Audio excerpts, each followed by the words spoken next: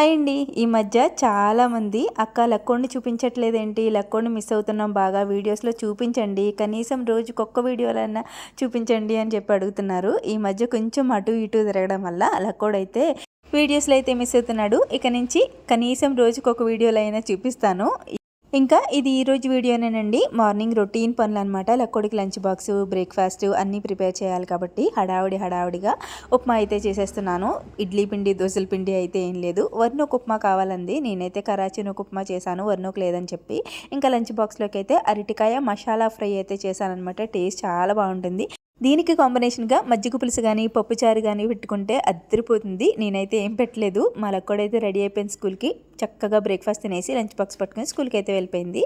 నేను మా లక్కోడు వెళ్ళిన వెంటనే ఫస్ట్ మెంతులు వాటర్ తాగేసి, తర్వాత టకటకా బ్రేక్‌ఫాస్ట్ తినేసి, వేడిగా కాఫీ పెట్టుకొని నా స్కూల్‌కి నేను కూడా వెళ్ళిపోతున్నాను.